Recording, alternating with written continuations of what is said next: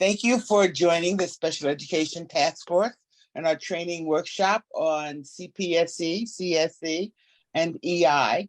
This morning we have Mary Beth Delaney, the CPSE chair of Schenectady Schools. She is a psychologist and experienced at the CSE level as well as CPSE. We have Nancy Marmette, who is retired CPSE and CSE chair of South Colony Schools. She's currently an advocate with Parent to Parent. And in addition to her professional credentials, she is a parent of a special needs child. And we have Tricia Condifer. And Tricia is the director of Schenectady County Children with Special Needs. And she will be joining us today to talk about EI. So without further ado, I will turn it over to our panelists. Hi, everybody. I think I'm going to go first here today because I am that very first piece that I'm going to talk about, as Tony had introduced, is early intervention. So I just wanted to kind of give people a very basic overview of the difference between early intervention and preschool or CSE services, as well as just kind of what happens in the transition from early intervention to preschool. And then the bulk of today's discussion is really on creating that IEP at the preschool and school age level and kind of what the difference is there. So in really basic terms, basic ideas, in early intervention, we fall under the New York State Department of Health in terms of the regulatory body. And then when children turn age 3 and all the way up through graduation, they fall under the New York State Education Department. And that's who is the regulatory body. So that's the big difference. And then the little differences are in early intervention.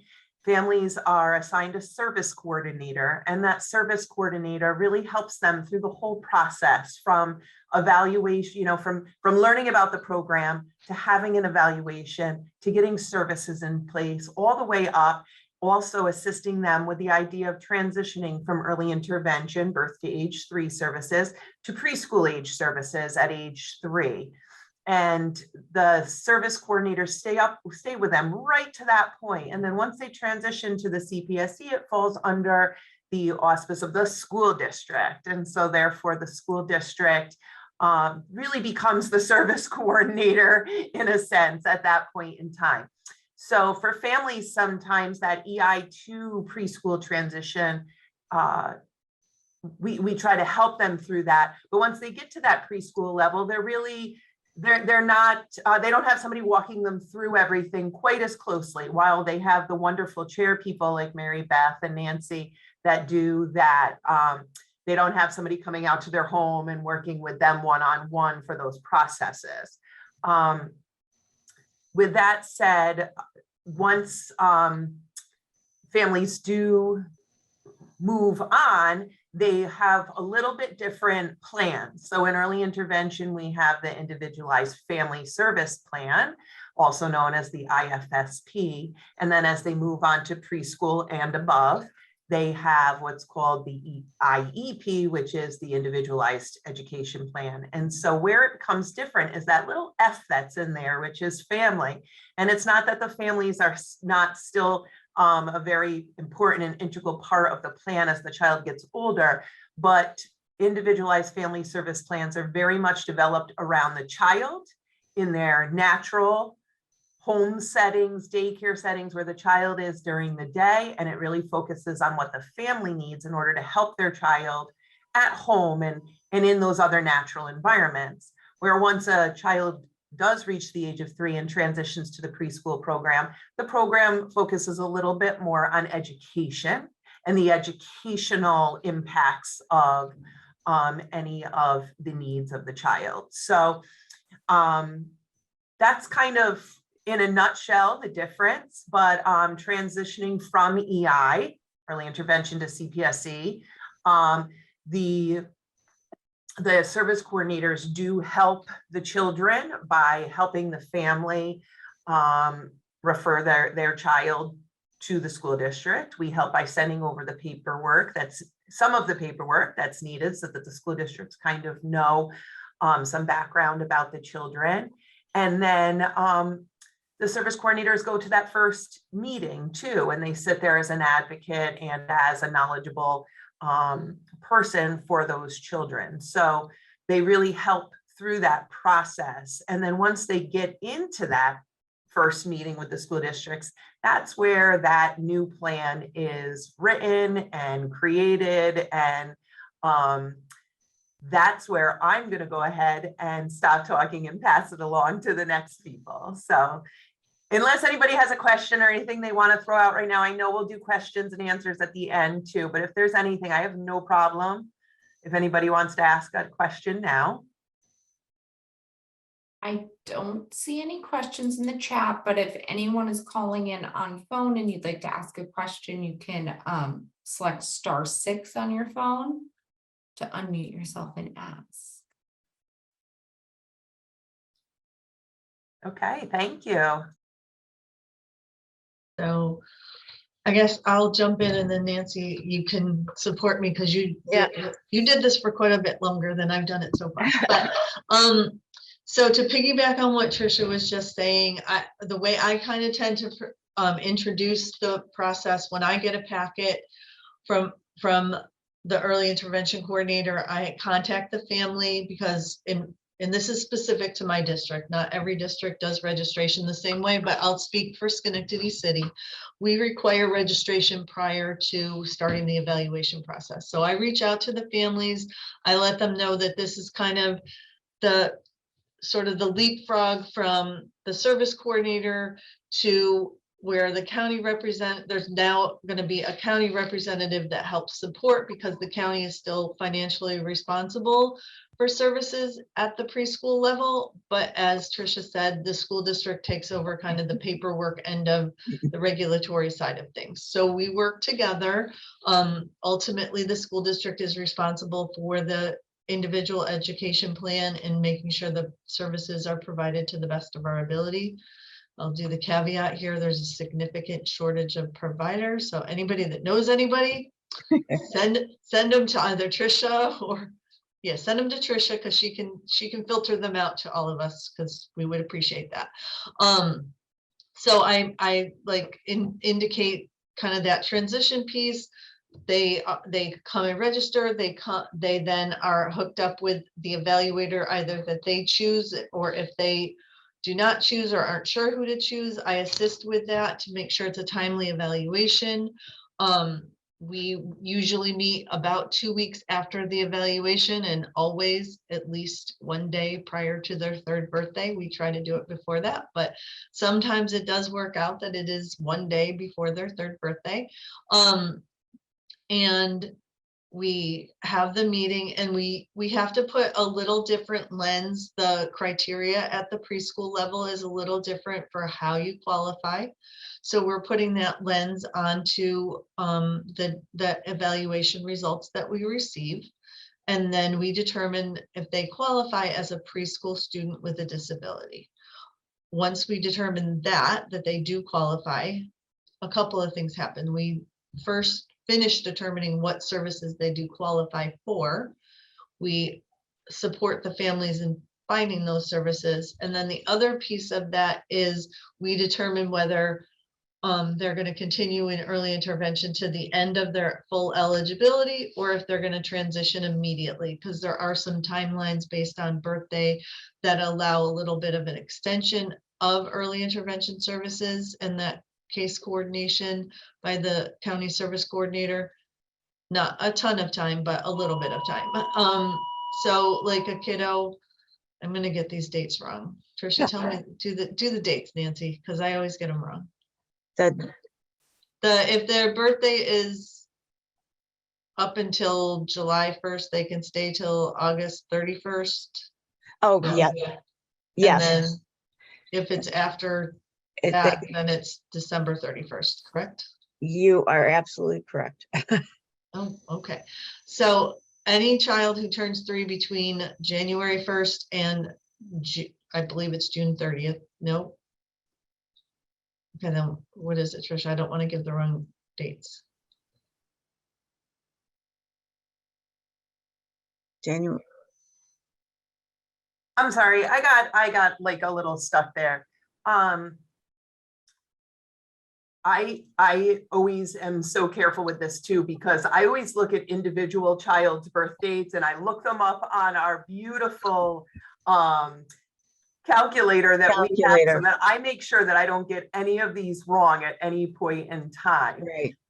So I'm going to just put that in there to everybody.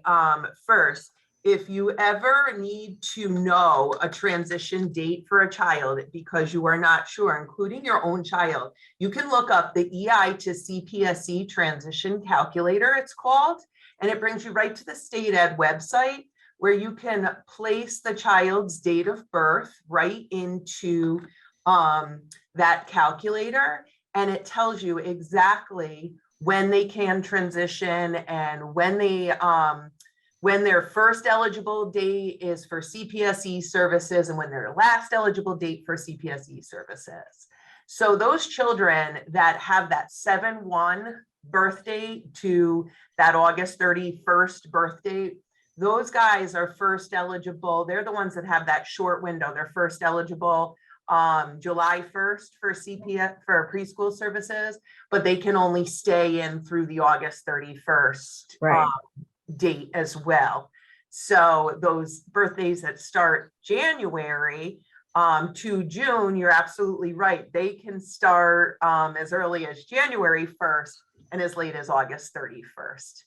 And then it's the birthdays after that, the September to December, that can stay in through till the end of December. Yeah. And it's a mouthful and a mindful. So I Yeah. always have to double check myself as well so that I say it correctly. That's that calculator is awesome. It really keeps you on track. So jumping back, so those kiddos, we talk at the meeting about when they're going to actually do the transition. And then once that's happened, they become part of the CPSE once the full transition takes place, whether that's immediately or after that little bit more time when they can be in early intervention.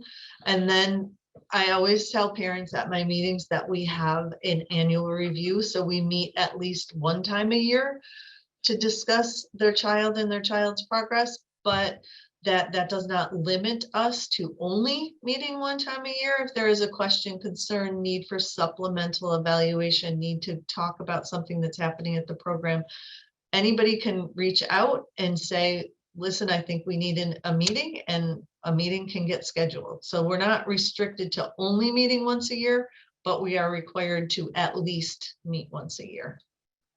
So Nancy, do you want to jump in with anything else that you've always said About CPSE? Yeah, about CPSE. Oh, okay. I think Mary Beth did a really great job covering a lot of the CPSE. And, you know, really the important thing is the mission changes slightly each different level. And I think Mary Beth brought that out about it being more educational. Developmental is still part of it, but we're really looking what we can do to help the child in their learning and learning environments. So, you know, Mary Beth did a good job to that. So to that end, there is the IEP that has to be written, going from the IFSP to the IEP. And typically, when I was a chair, I would have a combination of the evaluators who did the evaluation for the child entering into CPSE to get a lot of the information in the IEP. And sometimes, although they didn't have to, many of our EI providers like to add what they've seen with the child too. So, which is very, very helpful. That's right.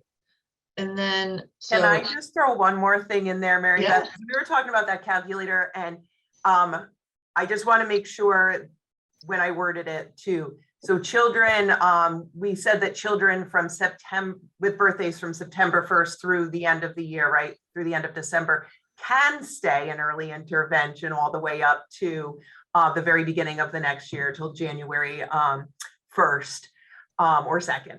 But they also, those birthdays from September 1 through December 31st can also transition as early as July 1st Right. of that school year. So those kiddos could transition July 1st, August, or like a lot of children do in September.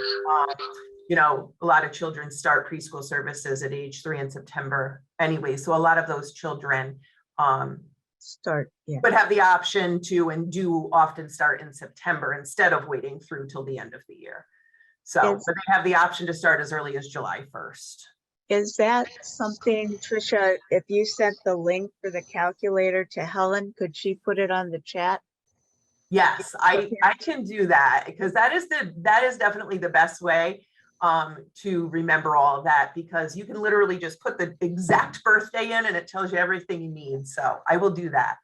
Okay, that great. is a great tool. And I think that, I think I brought it up really because that is a component of the discussion at the CPSE initial meeting, because there's a variety of reasons. Sometimes kiddos, you know, the families are just want to continue in early intervention, and that we need to talk about when that transition has to happen. Sometimes the families are looking to get into a more educational setting and get into that more structured setting sooner. So we always discuss that at the meetings, and that's kind of why I brought that up. So I think the next kind of step is that we have a couple of years that is just sort of stays CPSE, where you know, we have that annual review and the potential for having other reviews as needed. But things, you know, when we do the annual review, we're always looking to see that the child continues to qualify for the services that are provided. And sometimes changes are made. Sometimes a child makes progress and needs a less restrictive setting, and so we change what is approved. Sometimes they need an additional service and we add that on. Again, this is not a document that's meant to sit in a corner and not be used. It's a living, breathing document that describes it to the best of our ability at the time of the meeting, your child and what their needs are, as well as their strengths, which is kind of a critical component, because you can't really build up what they're needing without using their strengths and their interests. So we always try to make sure that both of those pieces are in there and very clearly outlined. So you have that kind of quiet 2 years where we're reviewing, but things are kind of staying in the same system. And then we have that I think much bigger jump, because just if you don't even have a child, your child doesn't have any needs, the jump from before school to kindergarten is a big deal for all of us. So to compound that with your child, knowing your child has some needs, and you want to be sure that the people that are getting your little girl or your little boy are going to be aware of them and providing for them. So that transition is a pretty big one. It also changes, as I mentioned, kids who are under the 3 to 5 umbrella are preschool students with a disability. Well, again, the education department comes in and makes the rules a little bit different again, and you no longer can be that general. You have to, what I describe it as walking through a door, because we then go back to treating your child individually, but there's different handicapping conditions such as autistic or other health impaired, speech impaired, blind, deaf. There's 13, if I remember correctly. Yeah.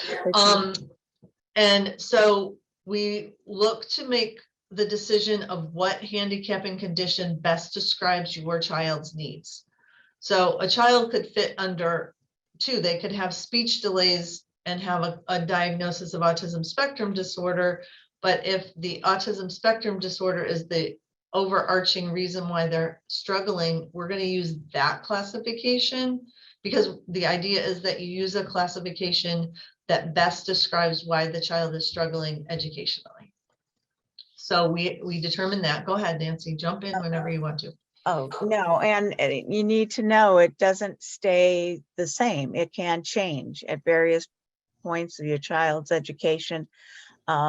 It can change, and that is part of the reason why there's a reevaluation every 3 years under CSE. And that's to really look at things to see if everything is status quo, or to see if the learning profile has changed any, and the child's needs have changed. So it is, it's not really, you don't have to get hung up in the initial classification. It's really for statistical record keeping for the state and federal government. They want to know how many of which category, you have, and that's fine. We're going to service your child according to what they need, not according to what that classification is. So it's some people get very upset about it. And it's the first time they're seeing a disability written down about their child.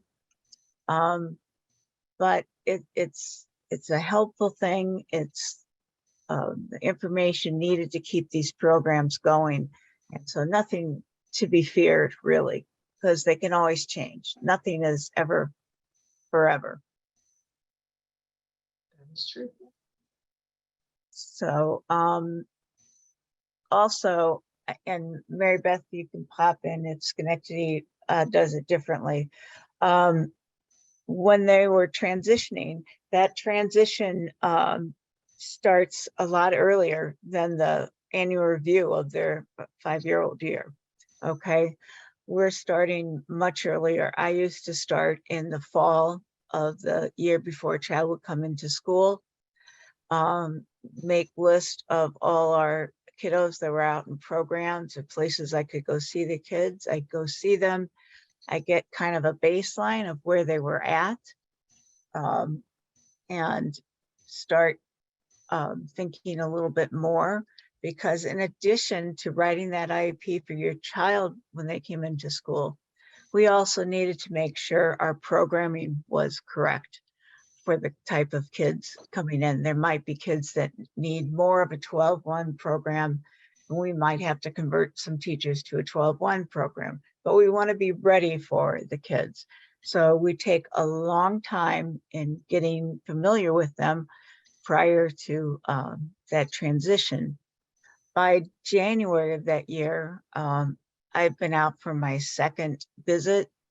And at that point, I kind of talk with his staff and team and tentatively wonder about which options would be best for that child.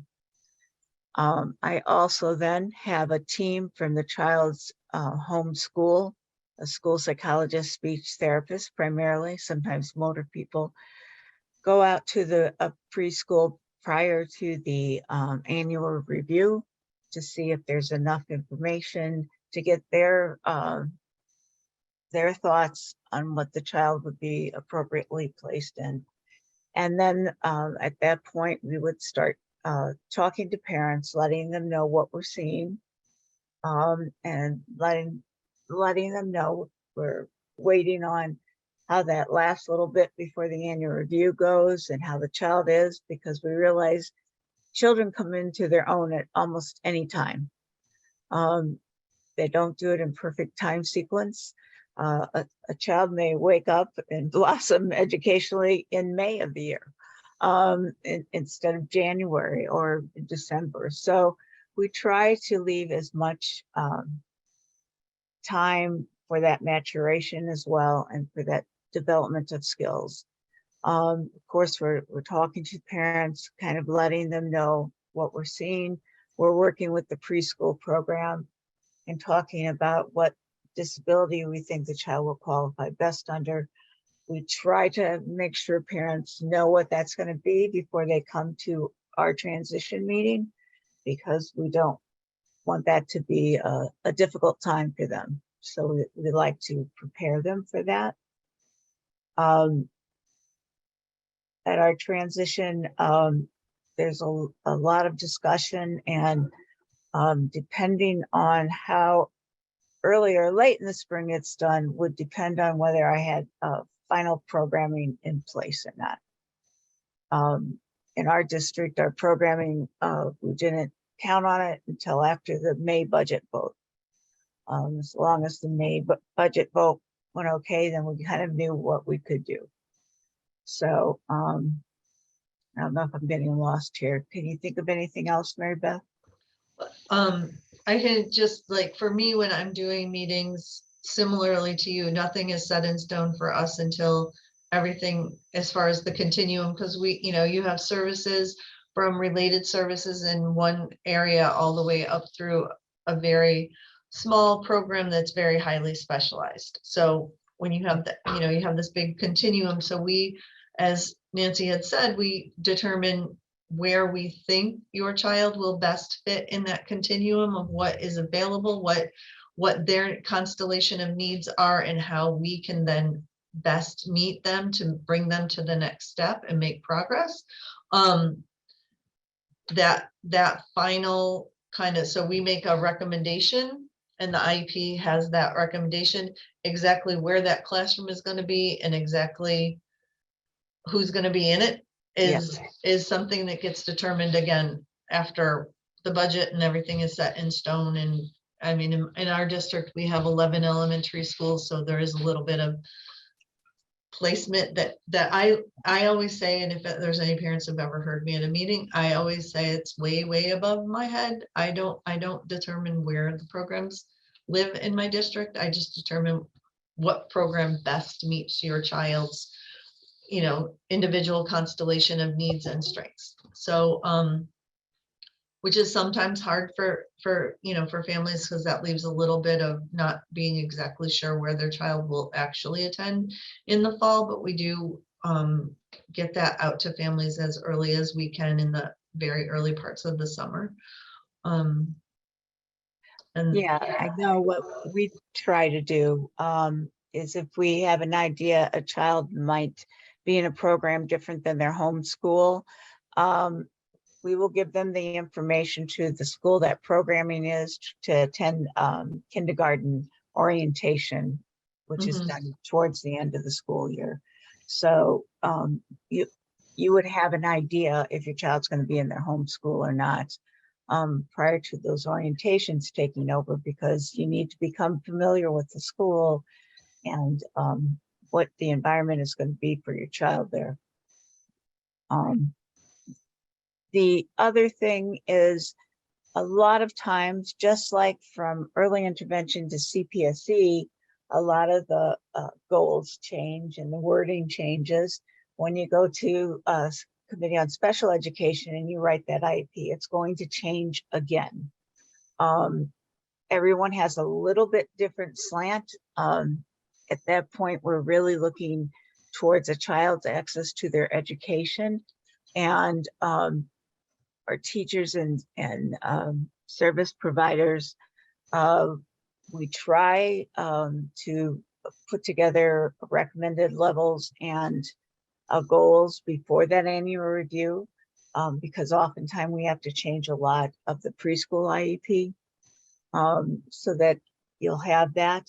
Sometimes, due to whatever, can't making this meeting or that meeting, there's just a lot of things that come up in the spring. Sometimes it's much later when we're meeting on your child too. So, and we haven't been able to meet the deadline of the orientation, but then we would set up something special for your child. We want all kids being familiar with where they're going to go in kindergarten. That really excites them and sets them up for a good start to kindergarten. And the goals are going to change. They're going to be a little more educational in nature. Again, very we need to be very data driven. So they're going to talk about what areas they're going to look like. They're going to tell you how they're going to measure growth in those goals. And that's when you get a progress report. Typically, depending on your school, every 3 months. Some schools only have 2 progress reports, then they'd only have one in January and one in June. And that will help with that. Trying to think, I just kind of got lost there for a minute. And I guess I should go back a little bit because I'm sure Schenectady does this too.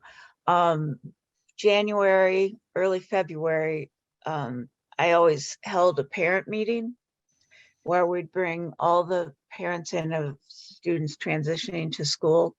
And we weren't there to talk about their individual kids, but what we did talk about is the programming we were offering and how we think it might change if that was the case. But we're letting them know how the programming works in our district and letting them ask questions and trying to understand a different way of doing things again. So I think that's a very important piece for many kids. We take care of that. We also talk about whether they're not even going to send their child to a public school and go to a private school. We talk about how you look for services under dual enrollment. So we try to be prepared for all aspects so that every child coming into kindergarten knows what's going to be happening and has a place. That's true. This seems like if there's anybody that has questions, because we have overviewed kind of the pieces, but it seems like if we have questions, we can dig a little deeper. It's kind of the process of how we get everything set up for each level and how we take in that information. And that time period, staff going out and seeing your child and maybe working with your child a little bit in their program, that is part of the school district's evaluation. That goes in and it's just as important as all the paperwork we get to see the child's functioning and how they relate to others and what their functioning is within the classroom. I do see there's a question in the chat. Tony, if you want to ask your question out loud, go ahead and yeah. Oh, actually, we can't hear you. There seems to be an audio issue. I'll give you a second to see if you can get it. And if not, I can ask the question. Still can't hear you. The question says, continuing, does that mean if a child in early intervention, if they continue on to CPSE, to continue on to CSE, or does the child have to qualify for each transition, and what are the qualifiers at each level? That's a great question. And Tricia, do you want to say what they qualify at the EI level? Yeah, so at the early intervention level, we look at all 5 areas of development, just like they do at the other 2 levels: cognitive development, social emotional development, physical development, adaptive development, and communication.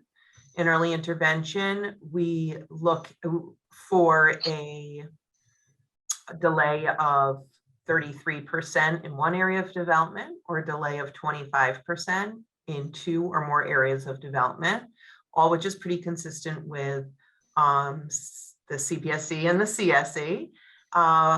But we also have automatic qualifiers in the early intervention program.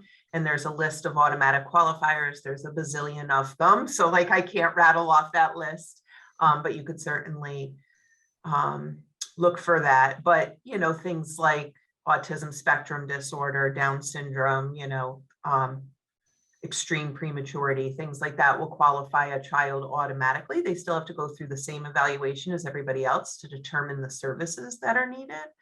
But that is one of the biggest differences, transitioning from early intervention to preschool. And when they do transition from early intervention to preschool, they do have to qualify. So where if they've been in the early intervention system receiving services for a while, they might be making some really nice improvements, right? And therefore they're still getting the services because they still have some areas of needs that were determined upon review. But as they're reaching that 3-year-old level, they may very possibly be doing better in those areas. And while they might still have some needs, they might not have the qualifying needs for the next level, which I'll let Mary Beth or Nancy take from there. Right, so it does happen at times where a child, you know, like Tricia said, still has some needs, but their testing scores, evaluation, the observations, the reports of what they're doing do not hit those benchmarks of, you know, the 33% delay or 25% in more than one area. And when we're looking at that, it's basically, you know, with our standardized tests, it's 2 standard deviations below the mean is enough to qualify for one area, and 1.5 standard deviations below the mean in 2 or more areas. So, you know, you might have a kiddo who's 1 standard deviation just barely, you know, and that's usually 15 points. So if you're talking about a 100-point scale, a kiddo could have come in and qualified for speech, but have gotten great services and still have a couple things to clean up, but score an 84 or an 85. And that's right there in the average range. Again, it is a lower end of the average range, but it doesn't meet that criteria of being 2 standard deviations below. So that is something that we do see sometimes when we're doing that transition, where, you know, in our mind, it really is a celebration. They've you know, made up so much ground, and they've, you know, accomplished a lot of things.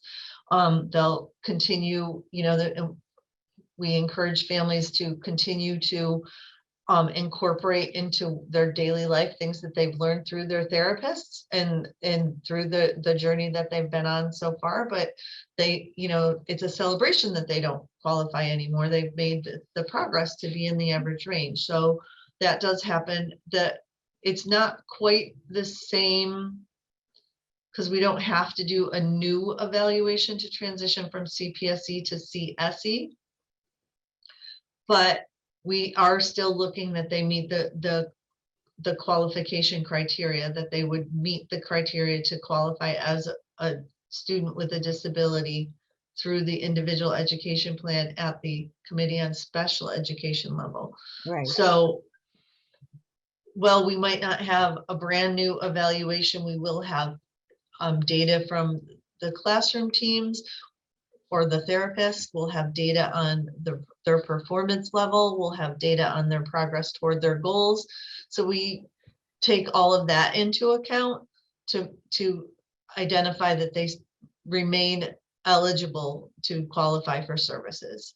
And then Nancy did mention that there is, in addition to annually we have to meet, every 3 years, there is the requirement of a reevaluation where the overall program is looked at.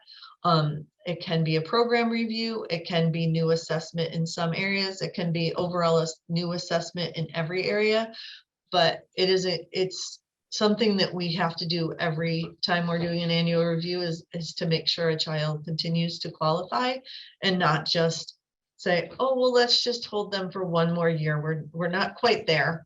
We have to make sure that they meet the eligibility requirements every year, and then that 3-year review is meant to do an even deeper dive to see where the child is at.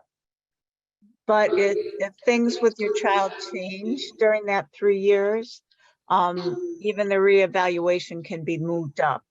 Absolutely. Because a lot of kids, you know, we all grow differently, and things changed in a different pace for a lot of different kids. In terms of coming to CPSE to CSE, if your child has made their goals and made all those wonderful things and no longer needs services, we do talk about at the meeting if they need any support or if there's something we should check in on. And sometimes the parents are, we're good to go. Let's just wait and see if anything comes up in school. Or sometimes I might say, let's meet in 2 to 3 months to see how the child transitioned and see how they're doing. They didn't quite make the speech cutoff, so let's see what the speech therapist has to say about their speech. So it's not like we're just casting them to the wind that they no longer need services. We're trying to look and see if they might need possible support when they are in kindergarten. And the other thing, response to intervention, the RTI, you've probably heard about, and I think most people know that it's where intervention is targeted to certain kids who are not developing as quickly as others in those skills. So that's being done prior to them coming to the Committee on Special Education, because sometimes it's a matter of how they're being taught and those kind of things and if they can get caught up with response to intervention, then there's no need for a child to ever be identified under special education. So your child is just not coming to kindergarten. They got declassified at preschool, but you have concerns about their speech. Our speech therapist would check them in the fall. And if they feel it needs a speech therapist to kind of finish it up, as a lot of speech therapists say, in our district, we would use speech improved. So a child didn't have an IEP, but still got the service. We have that as well. Yeah. So you don't have to worry when service just ends. And children can always be evaluated too. So if a child does transition in any of these levels, at any of these levels, and no longer needs a service, if down the road a concern still remains or comes back or grows stronger or any of those things, the child can certainly be reevaluated in that area and have that looked at to determine if indeed down the road that additional services are required. Yeah, that's a given. Evaluation is always on the table. Any more questions, maybe? I see here, can a child come to school and get classified without being classified? Or can a child come to school and get services without being classified? Sometimes, like I said, we would do speech improved and motor enhancement with motor skills, but our folks, therapists usually do that screening in September. So if the kids were going to get those services, we wouldn't know that till after the kids are in school. But that would be the only way they could get services, such as related services, without an IEP, would be through one of our enrichment or improvement programs. And those for us are typically done, obviously, with parent permission. Parent permission is sought before any assessment of, like, a quick screen by the speech therapist kind of happens with all of the kiddos. So that's part of the general screening. But if they determine that they want to do something more in depth, parent permission would be requested and obtained before that happened. And then if services were going to be given through improvement, then parent permission would be obtained for that. And I know for Schenectady City, our motor services are more of a short-term nature. They will do that for a short period. And if the child is not responding, because the improvement services tend to be at a lower frequency, maybe once a week, as opposed to, you know, sometimes we see 2 times a week individually for motor, and they tend to be once a week in a small group. So if they're not responding to that, then that might trigger a referral for a more full evaluation to determine if there's something else going on, or if actual services through an individual education plan are required. We have another question in the chat. It says, what are people doing about evaluations with the lack of providers? Having current providers do evaluations through the county is not an option for us at this time. Well, I guess I'll jump on that first, because you all heard me at the very beginning talk about the lack of providers. So there is contracted provider for the CPSE level. There are providers that are contracted to provide services, and then there are agencies that have contracted to be evaluators.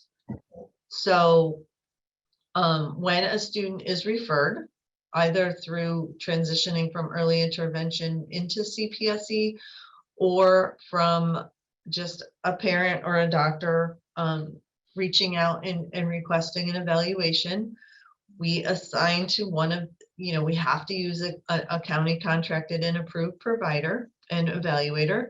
So we have, we use them. I personally, I'm probably the biggest district in this area, Albany, but in Schenectady County at least. Sorry. And so I spread the wealth as much as I can. Parents obviously always have the choice, but if they don't choose, I try to make sure, everybody, all the evaluators are good, and they're all, approved by the state and the county. And so they're going to do a nice job for us, and they're going to provide everything they need to provide.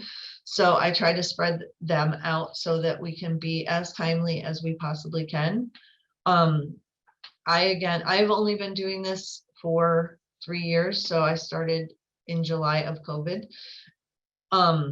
So the first year of COVID was kind of easy because there was a lot of people that weren't going anywhere.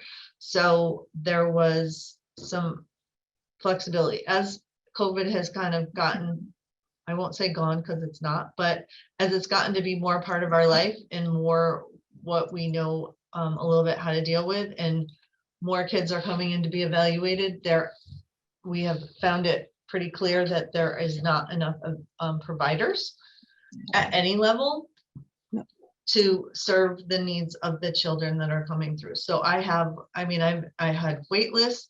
The county provider that I work with in Schenectady and I are constantly reaching out to our programs, to our providers. Do you have room to fit somebody in? Can we, if they'll go to the library, can we sneak them in?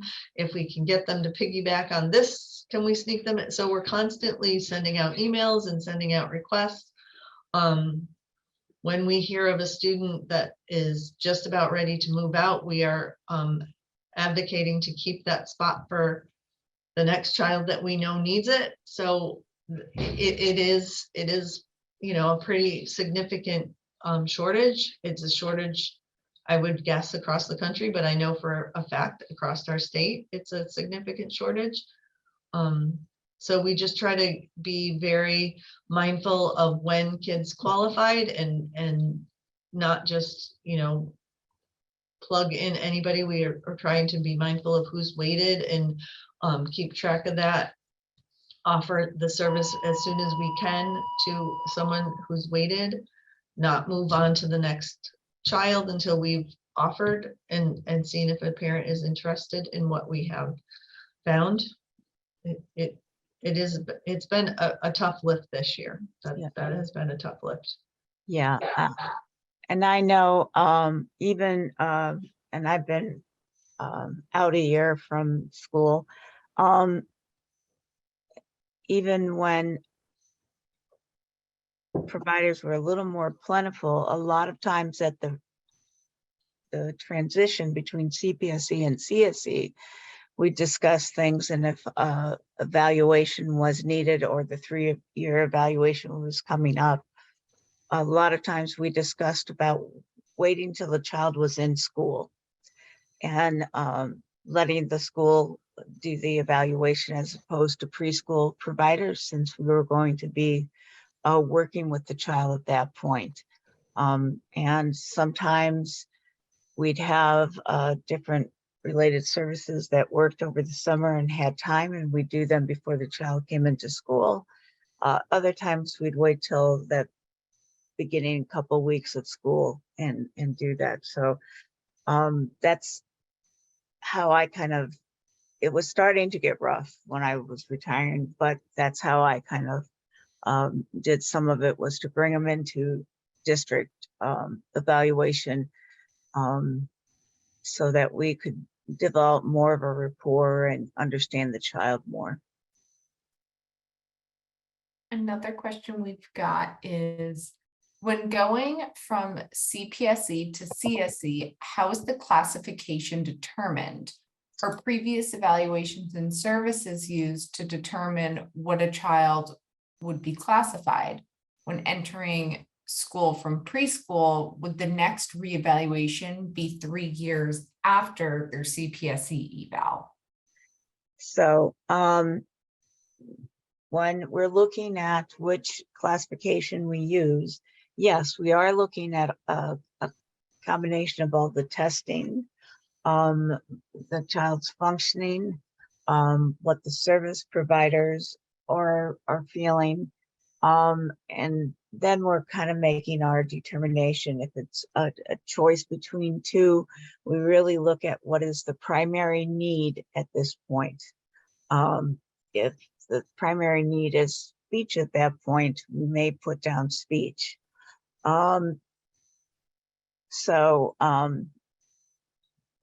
But under each classification, we would look, service providers in CPSE kind of know the drill too, how it's looking, and they can also start help talking about which category your child will be in. And of course, if your child has a diagnosis of some kind, like cerebral palsy or diabetes or other ADHD, those kind of things, there's kind of catch-alls called other health impaired for those kind of classifications, because it's all due to something to do with the child's health and functioning level. So we look at that. Some people have thought that because a child might be getting speech and OT and PT, they should be multiply disabled. And we usually don't use that. Multiply disabled is generally kids who have very high needs in several areas, and it's almost impossible to pick out which one is primary. That's when we use multiple disabilities. As far as the reeval date, I'll jump in on that. So when the evaluation takes place, when the first evaluation takes place at the CPSE level is when the reevaluation date is determined. So whether we're meeting because you or your pediatrician or someone else referred and you followed through and had an eval and we're meeting, or you're transitioning from early intervention, that initial evaluation starts the 3-year clock. So typically for our pre-K kids, they're not having the reevaluation. It's not scheduled until after they've entered school. Yeah. Almost always. Yeah. And that again, just like I said before, that doesn't mean things can't change. That doesn't mean if we feel like we don't have enough information to make that 4-year-old IEP when they're still in the committee in preschool special education, that we might not seek parent permission for further evaluation in a new area or an old area. But And, that's not necessarily a reeval. but prior to a reeval, you will get information from the school with the consent form to get your consent on doing the reeval. So nothing will happen without you knowing about it. Some parents ask that their child not be evaluated, in which case then we start using the functional information of what's happening in school to determine if a child still needs services. And then the last question I see in the chat, it's kind of going back to the original question. It says, what if there is no one accepting the referrals for evaluations? I don't know, has it gotten that bad yet, Trisha? We have companies that are scheduling out pretty far, but there's never like a no, we're not accepting referral. Well, yeah. You get to So a there's- point where like, At this point, go we've ahead, Mary gotten, Beth. yeah, at this point in the year, we've gotten to where some agencies have had to restrict what evals they're able to do because of their therapist caseloads. And there's some that have actually scheduled all the way through the end of June. So at this point, those are not accepting more referrals because they can't accommodate them during this school year. They will continue to accept if, you know, certainly for somebody that wouldn't be able to see somebody until July, I would be encouraging a family to allow me to help them find another agency that could do it sooner than that. If we get to the point where everyone's in that boat, then I'm gonna let the parent know that is the soonest evaluation that is available and that they should go ahead and schedule that. I mean, the evaluators are, you know, they're dealing with the shortage just like we're on the outside end of it. They're the ones dealing with it every day because they are staffing their programs, and then through that staffing of their programs, they're also staffing their evaluation teams. And it sometimes just,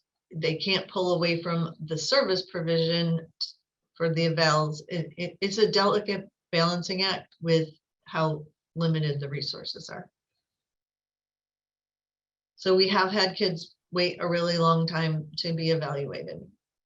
And then unfortunately, sometimes have to wait for programming, and other times not wait for the programming piece once it happens.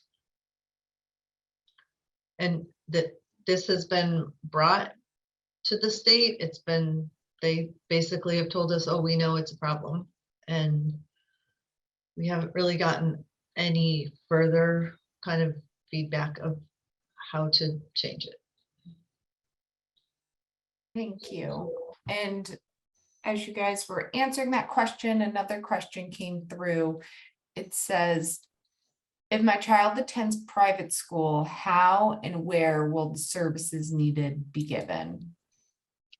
Well, if a child attends a private school when they're school age, there's something called dual enrollment forms. And that's when a parent fills out forms and the school district they're a resident in, because that makes them a resident of the school district. And then they're also educating their child in a private school. So that is there, and that's in another public schools jurisdiction. Public schools of the program of location, and that's where the private program is situated. That school district has responsibility for servicing students. So what would happen is I always encourage my CPSE parents, if they were going right to a private school, to fill out dual enrollment forms. And so that we have your meeting early enough and that we discuss if your child still needs services. And if they do, we would write an IESP, an Individualized Education Service Plan, which is really the same thing as an IEP, but when it's a private school, it's an IESP. And then we would contact the district where the private school is located, like Christian Brothers Academy is in South Colony. So our district has a responsibility of providing services to those kids in Christian Brothers Academy.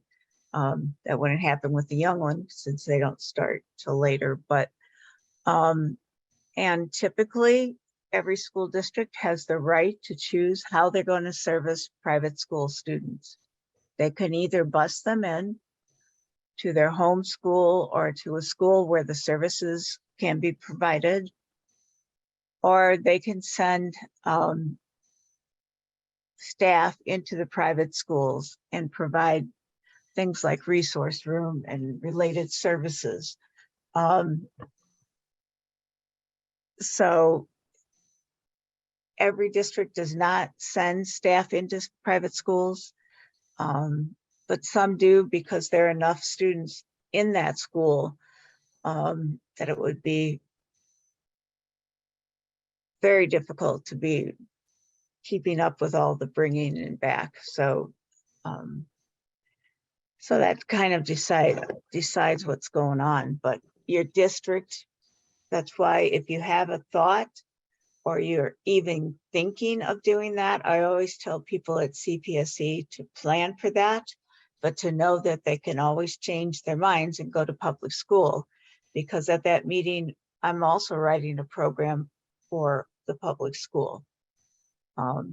So I'm saying what the child would have gotten as services. And then if it's in our district, like Spotted Zebra is in our district as a kindergarten, we would be, responsible for writing their IESP too. So I like to have that all wrapped up by the meeting so we knew what was going on. We can make that transition smoother and you don't have a lot of questions about what's going to happen with your child. And is all this the same if the child is homeschooled? Homeschool kids, if they require services, what services they're eligible for are mainly related services, adaptions, modifications, because by virtue of being home instruction, a parent has to file a IEP plan, which is a plan the parent gives the school district to talk about the curriculum they're going to be using with their child at home and how they're going to evaluate them.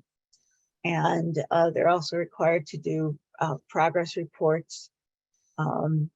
So a child typically does not get special education supports because education is what's being provided by the parent.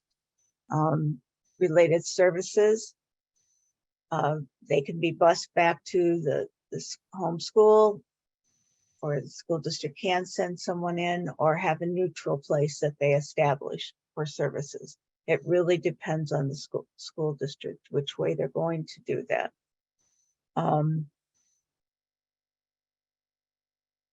Any other thoughts, Mary Beth? I know it hasn't happened.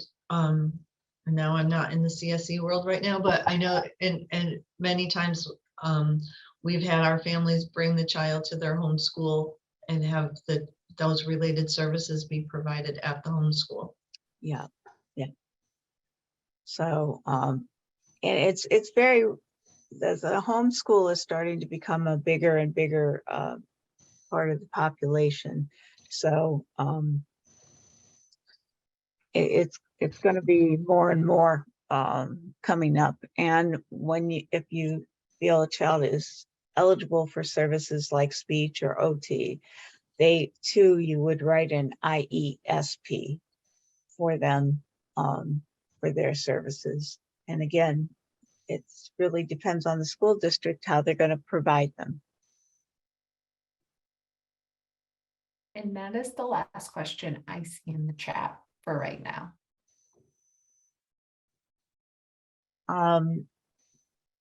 Just in general, you should know when your child transitions to school age from CPSE. If they're being declassified, that child's record is sealed in the special education office. It is not given to the homeschool that the child's going into. You would have to give us written permission to let anyone see that file. So your confidentiality is very important, and we do hold that for kids transitioning into school. Some parents might ask us to just share initially anyway, but that doesn't happen if your child's declassified. If they're still classified, only those folks working with your child will have access to that information so that they can start looking at what they're going to need to provide for your child.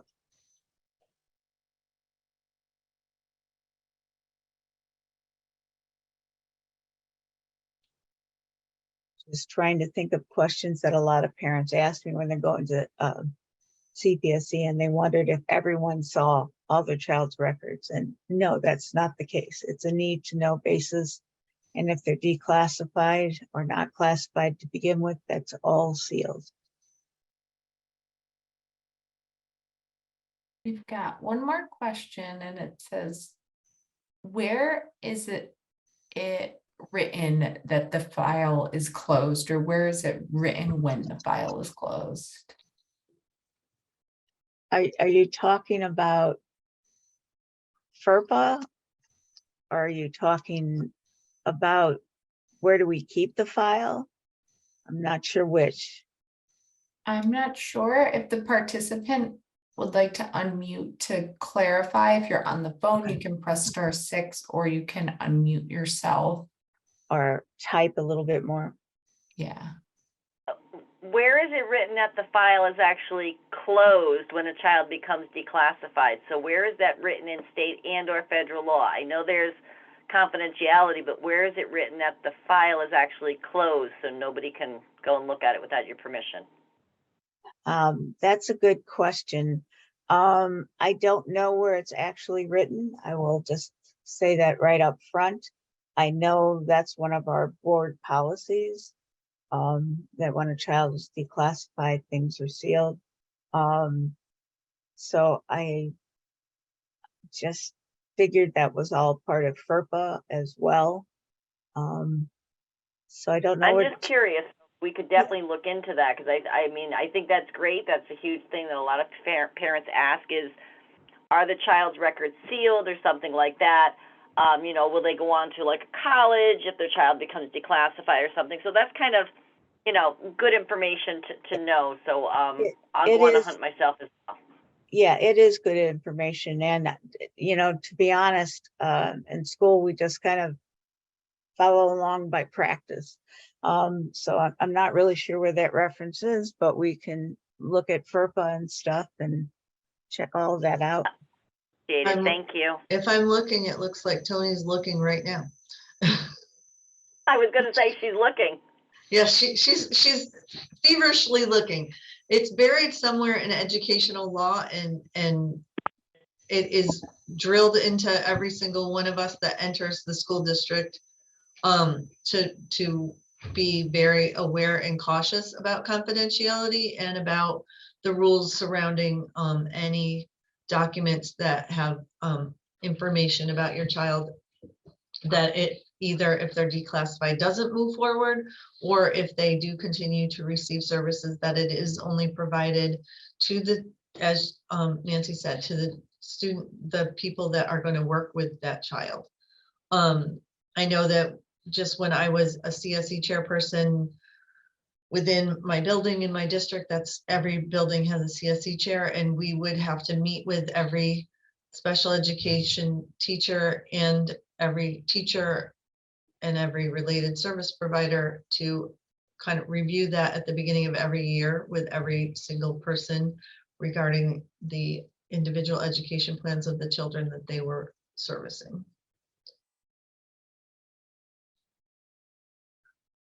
That's the last question that I see.